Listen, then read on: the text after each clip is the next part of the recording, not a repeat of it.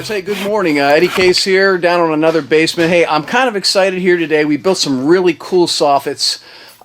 This soffit is about 58 feet long, and it's pretty wide, and it's just a lot of overhead framing that was completed that really looks super nice, super straight, super crisp. So I'm going to spin the camera around and we're going to talk about what I did here. In case you've got a bunch of obstacles overhead that are similar to these, this will help you with your design of your soffit first and then with the construction of it.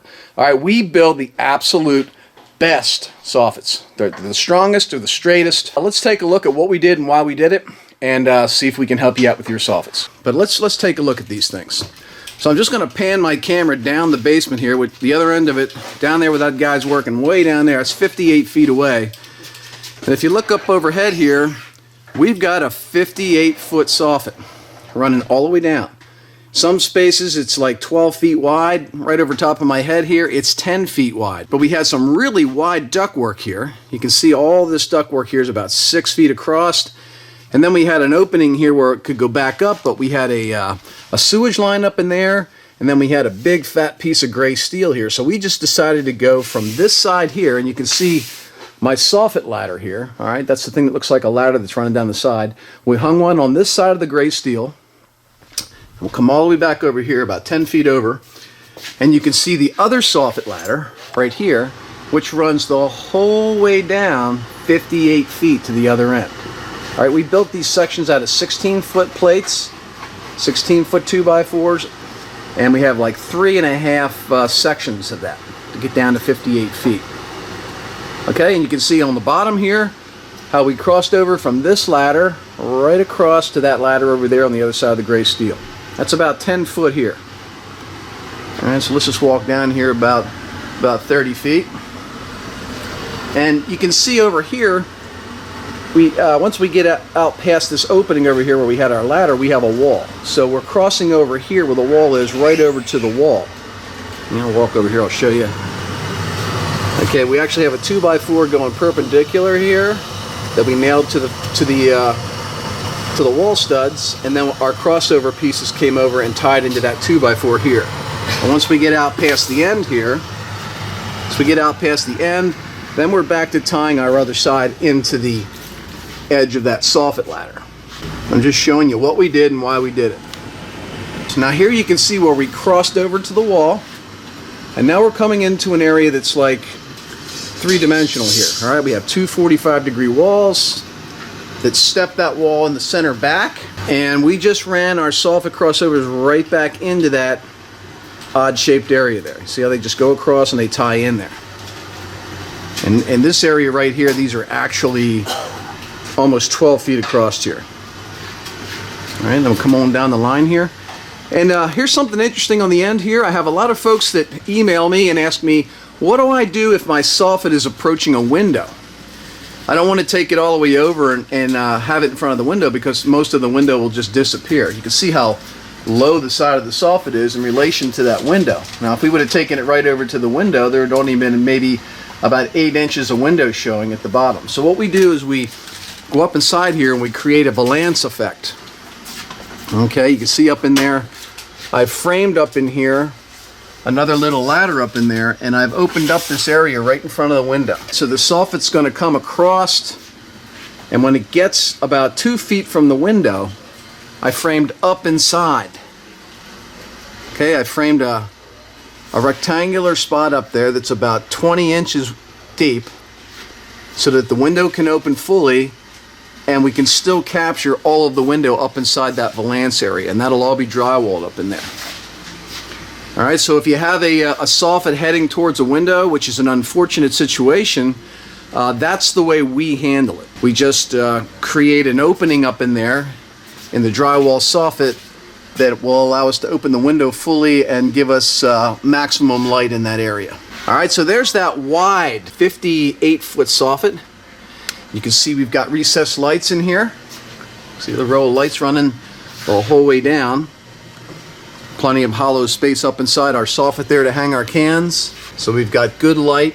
So it's a really wide soffit. We had to get lights up in there, so we got them up in there wherever we could. Wherever there wasn't steel, wherever there wasn't ductwork, we got our lights up in there. Okay, so right beside it here, another soffit. 58 feet long, all the way down to the other end, which created a high ceiling between two soffit edges. So 58 foot wide soffit, 58 foot not so wide soffit, and then about a 48-inch high ceiling that we were able to capture in between those, which gives you a nice high space to run another whole line of lights down through there. All right, and those lights are just up in the floor joists, wherever we could get them for ample lighting. Okay, now this one over here, the reason we built this soffit is we had that 3-inch white pipe in there, that 3-inch sewage lateral that ran the whole 58-foot length of the house. And we had to get up in here, to see it up in there, and build something out past the edge of that. So we came out as far as we could, just passing the white pipe, and we built another one of those soffit ladders. And then we crossed over to the wall. Take a slow pan down that. We're hiding that white pipe. That was our method behind our madness. The whole way down. The whole way down to this end of the basement. Once we got down to about right here, we also ran into a piece of gray steel. So we built the other side. Well, we built this side on this side of the white pipe. We built the other side on this side of the gray steel. So that's why we put our ladder right there, to capture that gray steel.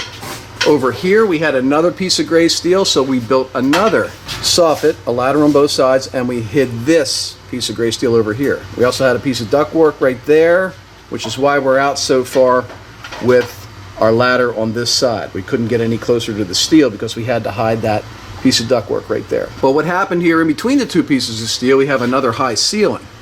Between here and here, we have another high ceiling up in there, where we also did some of our other type of framing called banding, where we had to shoot 2x4s to the bottom of the floor joists to get below the red and the blue PEX water lines. Okay, that's called banding, and there's 1, 2, 3 pieces of banding framing up there to lower the ceiling 1.5 inches to get below those PEX water lines. All right, and that continued the whole way down with that banding to that wall down there. This is actually a bar area down here that we have all laid out for a bar. So there we go with that smaller soffit the whole way down, following that white pipe, and finally that white pipe just pops out here in this little unfinished utility room that we have here. There's the other end of it, and it comes down and it drops down and goes through the wall to the outside, ties into the street sewage. So there you go. There's some fine prime examples of some seriously long soffits, and look how straight they are. I don't know if you guys can see that, but that soffit edge is 58 feet long, and it's straight as an arrow. Because of the way that we set these up with our laser at the very beginning, when we teach you how to build these soffits, these soffit ladders, these soffits in the long run have no choice but to be laser straight.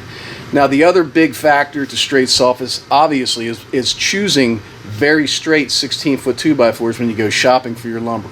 You do not want to buy crooked 2x4s. When you go to the lumber yard, or if you're having your lumber delivered, make sure you tell them, these 16-foot plates that I'm ordering, these 16-foot 2x4s, have to be laser straight. Please don't deliver me crooked 2x4s because I'm going to bring them back.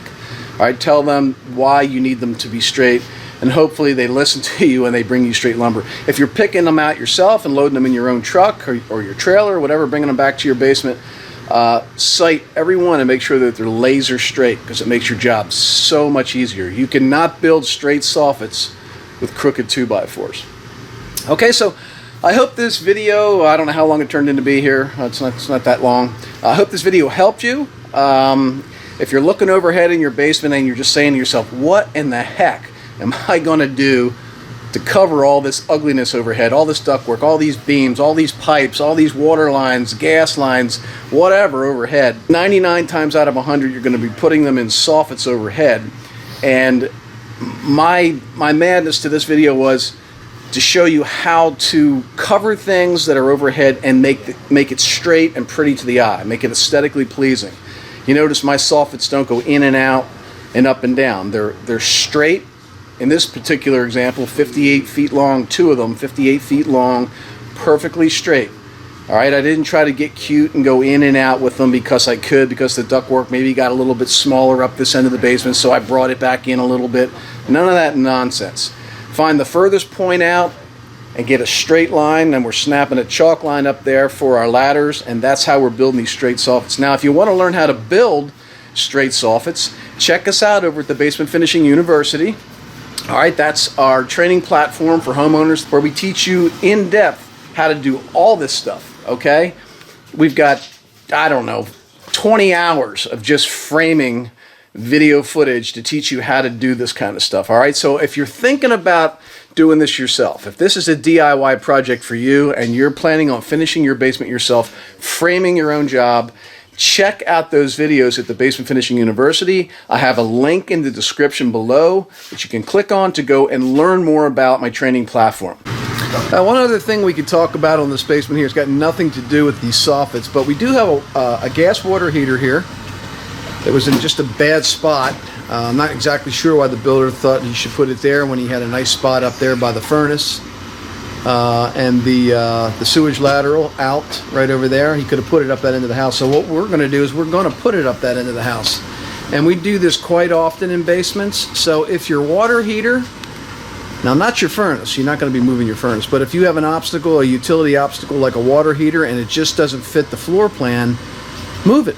So we're going to have our plumber come in and move this down here and put it right in here beside our furnace.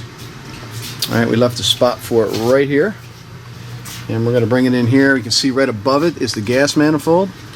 That's where all the different gas appliances in the house get their gas from. Individual shutoffs, probably going up to a gas fireplace or two in the upstairs, maybe a gas stove, an outside barbecue. One of them's going down to the water heater, so we won't have to go far when we move it to get our gas connection. I know it's a little off topic here, but if you have appliances and you're thinking, well, should I build it into a closet? What can we do with it? I don't like the location of it. Well, if you can, move it. All right, if you can't move it yourself, like this here is a gas appliance, we can move gas appliances, but we prefer not to. We like to have a plumber come in that we know that specializes in moving gas appliances, specializes in gas plumbing, and I just feel much better having a certified plumber who's certified in working with gas come in and do that. All right, you never want to mess with gas as a homeowner. That's something you definitely want to sub out. All right, so guys, I'm Eddie Case. If you like this video, if you wouldn't mind giving me a thumbs up, it helps out our channel. If you haven't subscribed to the Basement Man Finishing channel yet, please do. I got a lot more good basement finishing videos coming your way, and I'll see you in the next video.